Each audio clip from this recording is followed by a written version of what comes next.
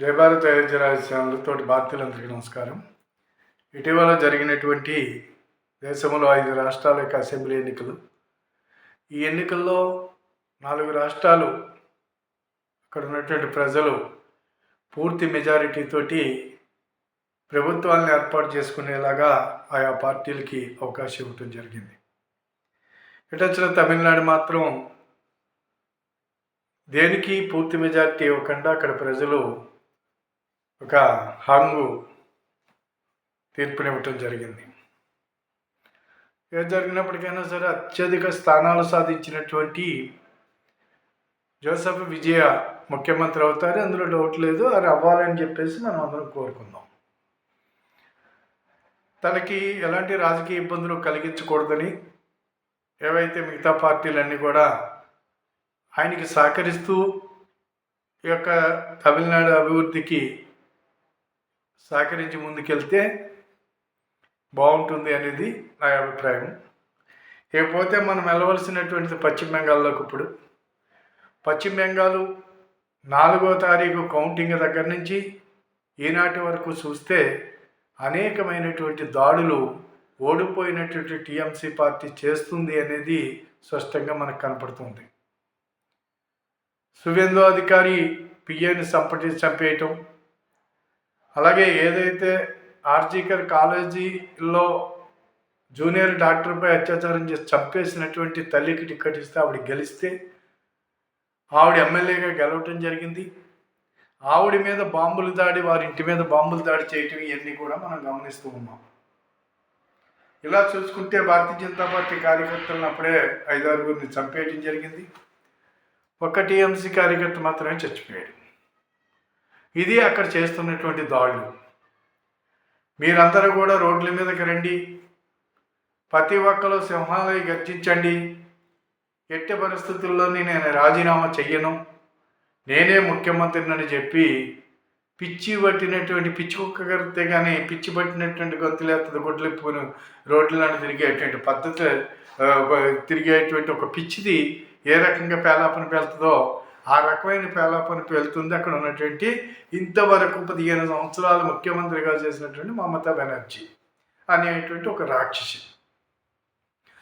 తను చేసినటువంటి దుర్మార్గమైనటువంటి పాలన 15 సంవత్సరాల్లో ఆ రాష్ట్రము శుభ్రంగా బస్టుపట్టుకుపోయి ఆ రాష్ట్రంలో ఏ రకమైనటువంటి అభివృద్ధి లేకుండా అక్కడ ఉన్నటువంటి ప్రజల్ని ఇతర ప్రాంతాలకు పోయి బతికేటువంటి పరిస్థితి తీసుకొచ్చి ఆ రాష్ట్రంలోకి మనకు ఏదైతే శత్రువులు ఉన్నారో శత్రువులందరినీ కూడా మయన్మార్ నుంచి కానివ్వండి, బంగ్లాదేశ్ నుంచి కానివ్వండి, వీళ్ళందరినీ కూడా రోహింగ్యా ముస్లింలని లోపలికి తీసుకొచ్చి వాళ్ళందరికీ ఓట్లు ఈవిడి గారు ఓటు హక్కు కల్పించి ఇక్కడ ఉన్నటువంటి ఏదైతే స్థానికులు ఉన్నారో స్థానికులందరి మీద అత్యాచారాలు హత్యలు చేయించి ఈ రకమైనటువంటిది దోపిడీ చేసి మొత్తం అంతా కుంభకోణాలు చేసి దీని ఇష్టం వచ్చినట్టు దీని మేనల్లుడు చేసినటువంటి దుర్మార్గమైనటువంటి పరిపాలన.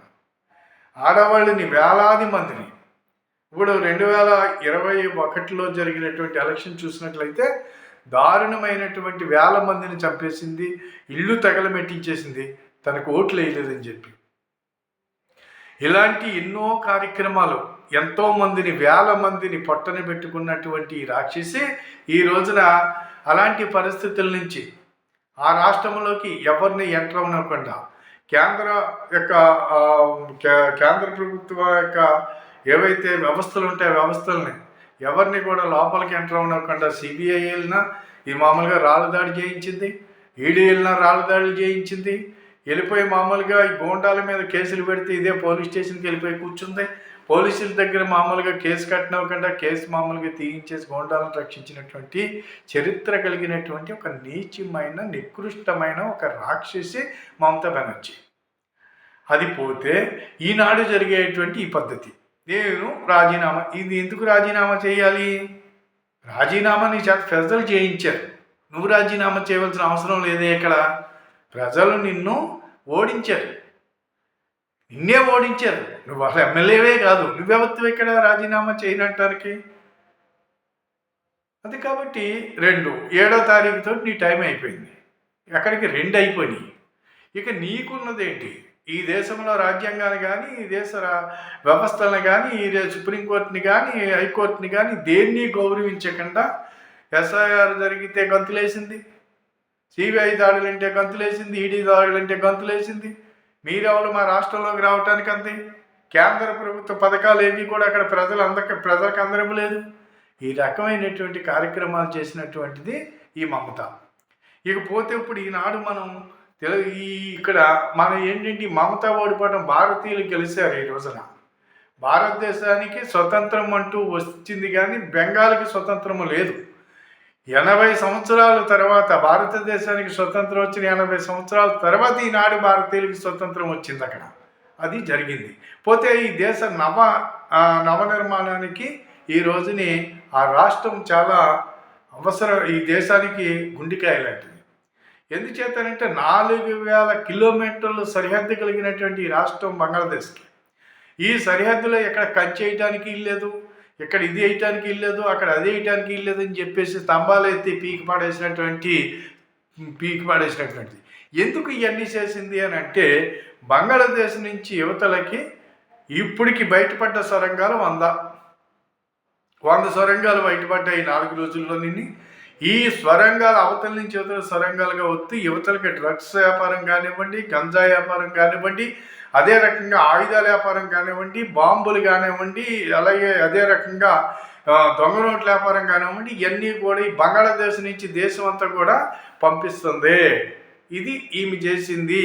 వాళ్ళకి ఇది మంత్రి, వాళ్ళకి ఇది నాయకురాలు. దొంగలందరినీ పోజేసుకుని అక్కడ ఉన్నటువంటి రాష్ట్రంలో ఉన్నటువంటి ప్రజలందరి మీద అత్యాచారాలు చేయించింది, హత్యలు చేయించింది, కొంపలు తగలమెట్టించింది. దీని ఇష్టం వచ్చినట్టు ఈ పాపాలన్నీ ఊరికే బావు. దీన్ని ఖచ్చితంగా పిచ్చి పట్టి రోడ్లన్నీ పరిగెడుతుంది, ఇప్పుడు అనుమానం లేదు. అది కాబట్టి ఈ రకమైన కార్యక్రమాలు చేసినటువంటి మమతనే తెలుగు మీడియాలో చూసుకున్నట్లయితే మీడియాలు కానివ్వండి, కొంతమంది మేధావులు కానివ్వండి, మమత ఈ మమత ఆ మమత అంటే అది, మమత అంటే ఇది. ఈ పనికి మాలోళ్ళకి కనీస పరిజ్ఞానం లేకపోవడం చాలా బాధాకరమైన విషయం. అందుకని ఈ రోజున ఇది ఇలాగుంటే ఇది చేసేటువంటి కార్యక్రమాలన్నీ గమనించండి ఒకసారి. ఈ దేశానికి ఎంత ప్రమాదకారిగా తయారైంది బంగ్లాదేశ్. ఈ దేశానికి ఎంత ఎలాంటి స్థితికి అవసరమైతే దీన్ని తీసుకెళ్ళి బంగ్లాదేశ్లో కలిపే స్థితికి వెళ్ళిపోయింది. ఎందుచేతనంటే వీళ్ళ బంగ్లాదేశ్లో పార్లమెంట్లో అక్కడ ఎంపీ మాట్లాడుతున్నాడు, బీజేపీ అధికారంలోకి వచ్చేసి ఇలా కనపడుతుంది అక్కడ మన పరిస్థితి ఏమిటి అని. అలాగే పాకిస్తాన్లో మాట్లాడుతున్నాడు. ఈ రోజున అది పోతే డీప్ స్టేట్ యొక్క ఇవన్నీ చేయించాలని చూసేటువంటిది ఇవన్నీ కార్యక్రమాలు బంగ్లాదేశ్ని స్టార్ట్ చేద్దామని ఇది ప్రయత్నం చేసింది. ఆ ప్రయత్నం ఈ రోజున భగవంతుడి దయ వల్ల అది చేసే ప్రయత్నాలకి ఈ రోజున అడ్డుకట్టపడింది. ఈ రోజున అక్కడ భారతీయ జనతా పార్టీ అధికారంలోకి రావటం వీళ్ళందరికీ చెమటలు బట్టి ఏదైనా సరే ఏదో రకమైన అలజడి సృష్టించి నువ్వు రాజీనామా చేయకు, నువ్వు ఏదైనా చెయ్యి, నువ్వు మామూలుగా అలా చెయ్యి ఇలా చెయ్యని దాన్ని చేయించి ఇక్కడ ఒక అల్లరి సృష్టించి దేశ భద్రతకి ముప్పు తీసుకురావాలని చూసేటువంటి ఈ డీప్ స్టేట్ అనేటువంటిది అమెరికా నుంచి.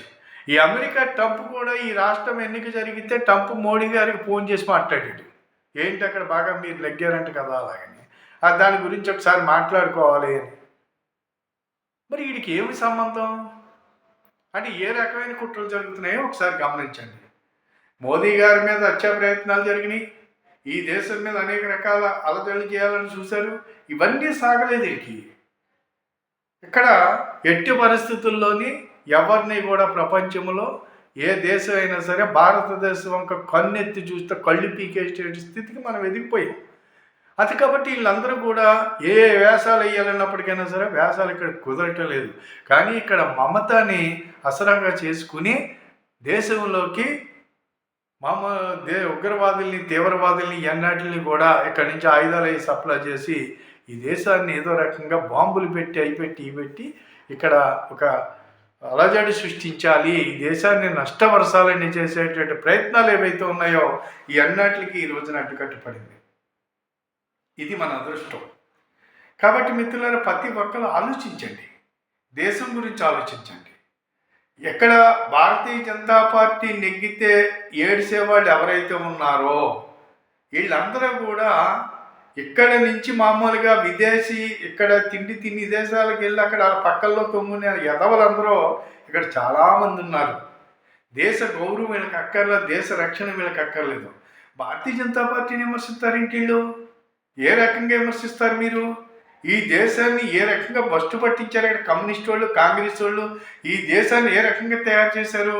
దీన్ని అంతటినీ కూడా వీళ్ళు ఇవాళ మెకానైజం చేసుకుంటూ ఈ దేశాన్ని బాగు చేసుకుంటా ప్రపంచంలోని ఈ రోజున ప్రపంచంలో ఏ మూలన్నా భారతీయుడికి గొప్ప గౌరవం తెచ్చిపెట్టినటువంటి ప్రధానమంత్రి. భారతదేశం ఈవేళ ప్రపంచంలో భారతదేశం యొక్క ప్రధాని వెళ్తూ ఉంటే ఒక సింహం, భారత సింహం వస్తుంది. ఎదురెళ్ళి మామూలుగా ఆటోగ్రఫీ కోరుకునే, ఎదురెళ్ళి మామూలుగా షేకాన్ని తీసుకోవాలని పోటీ పడేటువంటి ప్రపంచ నాయకులు ఈ రోజున. అలాంటి గౌరవం కలిగినటువంటి వ్యక్తి, అలాంటి దమ్మున్న నాయకుడు ఈ దేశంలో ఉన్నాయంటే గౌరవించేది పోయి, దాన్ని సపోర్ట్ చేసేది పోయి, ప్రతి ఒక్కడు మోడీ అలాగా, అమిత్ షా అలాగా, అది అలాగా, ఇది. భారతీయుడు భారతదేశం గురించే చచ్చిపోతాడు, భారతదేశం గురించే మామూలుగా పనిచేస్తాడు, భారతదేశం గురించి చచ్చిపోతాడు. మీలాగా పక్క ఇంటి మొగుడు కూడి తిని పక్క రంకు మొగుడు పక్కలో పాట పాడేటువంటి వెధవలో ఈ దేశంలో చాలామంది ఉన్నారు. చాలామంది మేధావులము, లేకపోతే అది మేమిది, ప్రతి ఎదవ మీడియా ముందరకు వచ్చేయటం, పనికి మాల ఎదవలు అందరూ వచ్చేసి ఏం మాట్లాడాలో తెలియక మాట్లాడేయటం. ప్రజలకి ఒక రకమైన మెసేజ్, వీళ్ళు ఒక తప్పుడు మెసేజ్ ఇవ్వడానికి ప్రయత్నం చేస్తున్నారు. కానీ ఇప్పుడు సాగదు అలాగా. ఎందుచేతంటే మీరు మాట్లాడే ఎవడో పట్టించుకోవడం. ఎందుచేతంటే ప్రతి ఒక్కరికి కూడా ఈ రోజున ఈ ప్రపంచంలో ఏ మూల ఏది జరిగినా ఇమ్మీడియట్గా ఇతని సెకండ్లో తెలిసిపోతుంది. అంతేకాబట్టి మీరు చెప్పే సొల్లి, మీరు చెప్పే మాటలు. భారతదేశంలో ప్రధానమంత్రి మోదీ గారికి ఆ చేతు హిమాచలం వరకు కూడా ఈ రోజున కాశీ నుంచి కన్యాకుమారి వరకు, కటక్ నుంచి అటక్ నుంచి కటక్ వరకు, అది ఇది కాదు, మొత్తం యావత్ భారతదేశంలో మారుమూల ఉన్నట్టు చిన్న పిల్లవాడికి కూడా తెలుసు, పరిపాలన తెలుసు, ఆయన యొక్క వ్యక్తిత్వం తెలుసు. అంత కాబట్టి ఈ సింహం వెళుతూ ఉంటే మీలాంటి కుక్కలు మరగటం వల్ల ఉపయోగం లేదని చెప్పి ఈ యొక్క భారతీయ జనతా పార్టీని విమర్శించాలని చూసి ఎదవలందరికీ నేను చెప్పబోయేది ఏంటంటే, మీరు చెప్పే సొల్లి ఎవడే వినడో, మీరు ప్రజల్లో సులకనవటం తప్ప ఎదవలారా ఈ దేశం కోసం మాట్లాడండి, ధర్మం కోసం మాట్లాడమని చెప్పేసి మీ అందరికీ నేను మరోసారి మరీ మీకు హెచ్చరిస్తూ, మరి దయచేసి ఒక్కసారి దేశం గురించి ఆలోచించండి అంతే. కాబట్టి ఈ రోజున భారతీయ జనతా పార్టీ పశ్చిమ బెంగాల్లో రావటం భారతదేశాన్ని రక్షణ వ్యవస్థకి పునాదులు వేసుకోవడానికి కావలసిన అవకాశం దొరికినందుకు మనమందరం ఆనందించవలసిన శుభ సమయం. కాబట్టి మనమందరము కూడా జై భారతీయ జనతా పార్టీ. భారతీయులుగా ఇక్కడ నెగ్గింది భారతీయ జనతా పార్టీ కాదురా, భారతీయులు బంగ్లాదేశీయుల మధ్య జరిగింది ఇది అంతే. కాబట్టి ఈ రకంగా చూడండి, ఈ రోజున లక్షల మంది వెళ్ళిపోతున్నారు మామూలుగానా, మొదట 3 చదువుకొని, ఇంకా ప్రభుత్వం ఏర్పడకుండానే. అంతే కాబట్టి ఈ యొక్క మమతా బెనర్జీ చేసేటువంటి అత్యాచారాలు ఇప్పటికీ కూడా ఇంకా కొనసాగిస్తుంది. దీన్ని తీసుకెళ్ళి లోపలాడేసేదాకా ఇలాగే ఎడుతూ ఉంటుంది. ఇది పరిస్థితి. అందుకని ప్రతి ఒక్కరు ఈ దేశం నా దేశం నా ధర్మం అనేటువంటి ఆలోచించండి. ఆలోచిస్తే బాగుంటుందని చెప్పేసి అందరికీ నమస్కరిస్తూ, మరి ఈ వీడియో 10 మందికి షేర్ చేయమని మీ అందరినీ కూడా కోరుతూ, అందరూ కూడా దేశం కోసం ధర్మం కోసం ఆలోచిస్తారని ఆశిస్తూ సెలవు తీసుకుంటున్నాను. జై భారత్, జై హింద్.